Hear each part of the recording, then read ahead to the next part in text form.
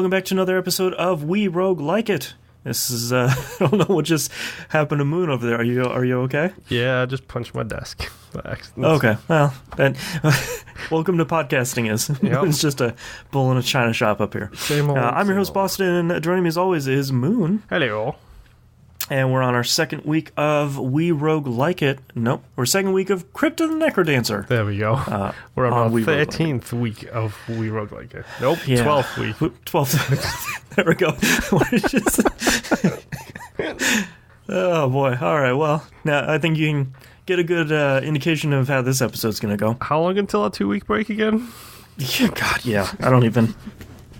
Only 50 more weeks. All right. Yeah.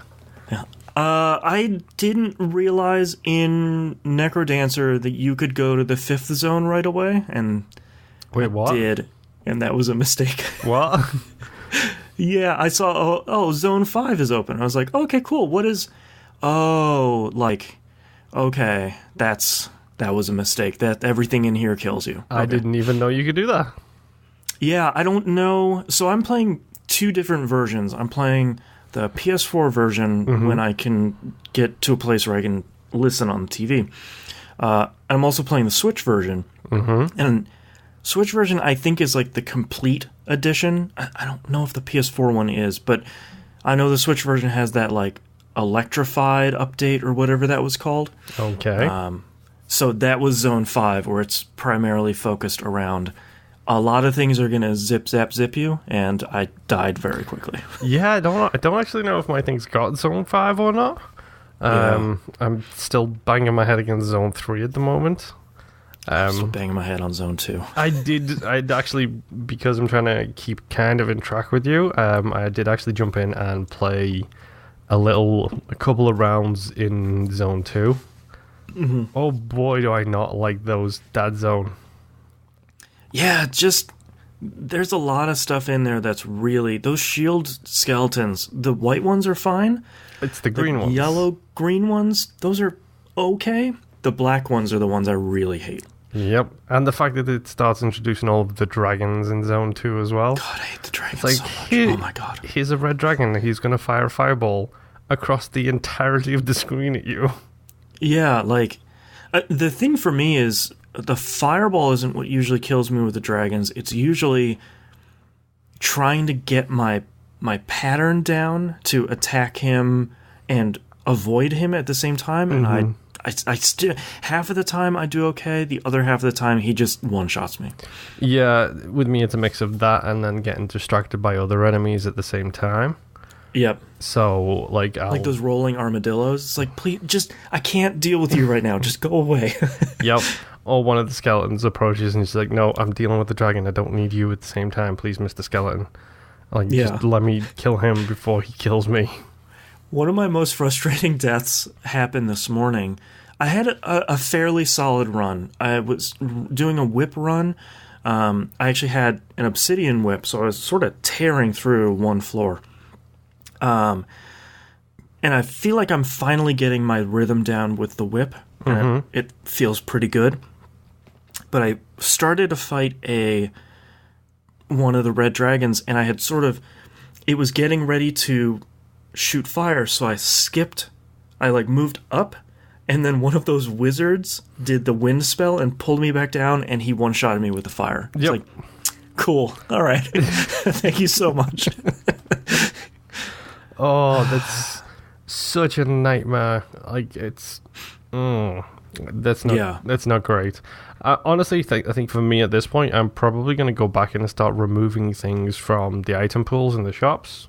Because when you're at the main lobby, the bottom, the southwest guy, the center door, is a remove items from the pools for the the store. So I've got a glass shovel that keeps showing up.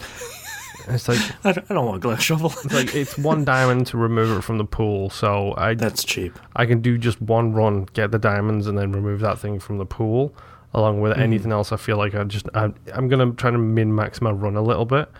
So I'm gonna probably do a couple of runs on floor 1 and 2, because my problem is it's so many bad things are showing up in the store.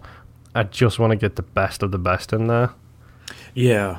So I'm going to try and juice the numbers a little bit for my own personal ends. But the other thing I need to do desperately is like just get the practice in against the specific types of monsters I'm looking for. Right. Because it's what it is. It's one of those things. Like the dragons always get me, and like the stupid giant yeti on Zone 3 always gets me because he does an AoE attack and hits every square around him. Oh boy. And it's like, okay, so you got to get the rhythm just right, but then at the same time you got the stupid bouncing blobs and everything else. It's like, I know I could do this. I know if I just put the time in to do it, this is not a problem. I'm smart enough to figure my way around this. Yeah, figure out the flow chart. Yeah, so just practice. That's all I need to do is just practice.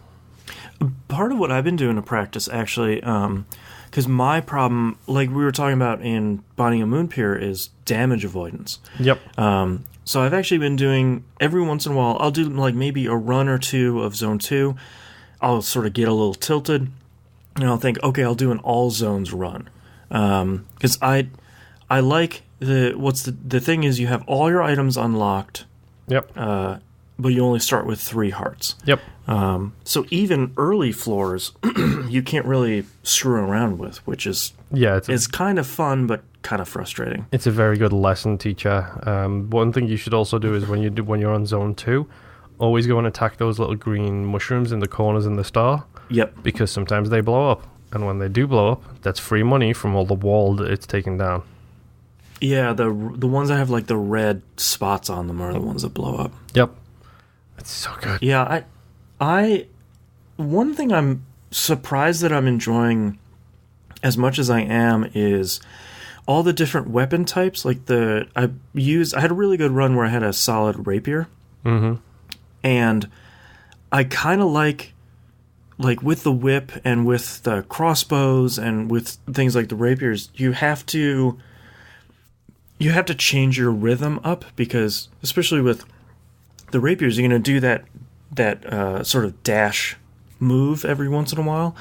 And I like that it makes you to take advantage of the weapon and take advantage of that as a tool. You have to sort of change how you move through the world, and I think that's pretty cool. Yeah, I think the Thorny Ring, it does something like that too, where when you kill an enemy, you take its space. Oh, right. So, like, instead of like hitting them and then there's coins there and, you are still in the same space, when you kill someone, you move to the space they were in without losing any steps or any beats on it. So it's really easy to suddenly just do a dash chain, like basically through a series of enemies, because it gives you like +1 damage as well. So even if you've got 1, you're doing 2 damage now, and then you can just dash through a whole series of enemies. Like, I think I killed 6 skeletons in a row doing that. I was just like, yep. Oh, wow. That's great. That's a fantastic moment. I'll never do it again. Yeah. It's like, I wish someone was watching me, because that was real cool. Mm-hmm. The only other thing I have in my notes from earlier today is, well, I can now regularly get to 2-3, so Zone 2, Floor 3, which feels real great. Like, I feel like I was hoping I could make it to Zone 3 and start practicing it this week, but that was a little bit ambitious. I killed one of those enemies that blocks the stairs. I don't mini bosses, I guess. Yeah. And out popped. It said it was 96 coins, a 96 gold. And I was like, this is great.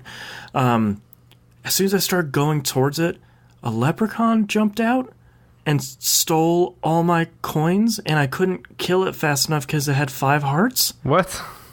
And, it zoomed off the screen with like a rainbow trail, and it was laughing at me, and I was just like, what happened? And one of those things. I had 2 things I wanted to ask you about. One was, have you seen this thing? Nope. Was this on the Switch version by any chance? No, it was on the PS4 one. Definitely not. I have not seen that thing, so... Yeah. The other thing is, I got it on an all zones run, so I haven't unlocked it on the normal stuff.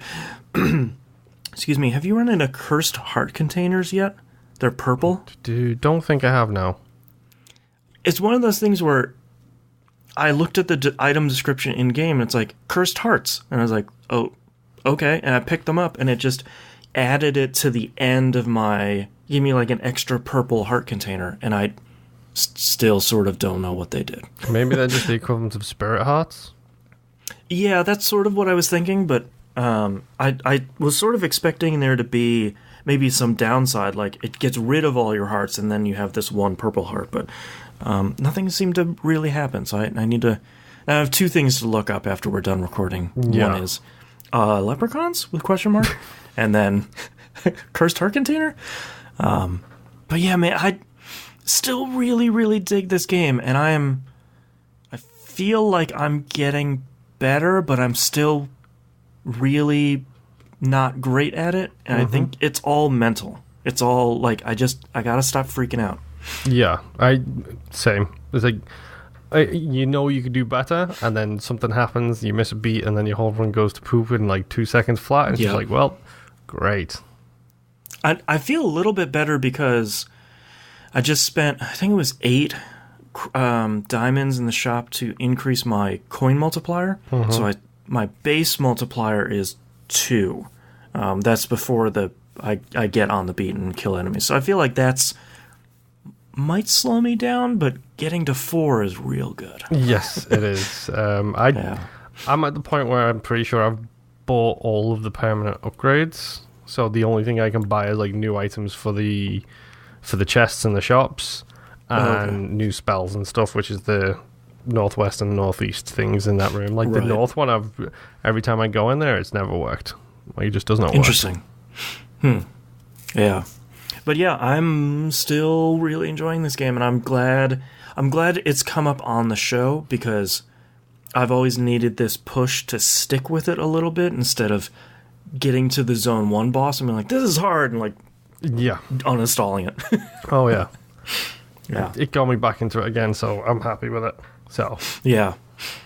Well, that's our episode this week. Thank you so much, everyone, for listening, and we'll see you all next week. Bye. Bye.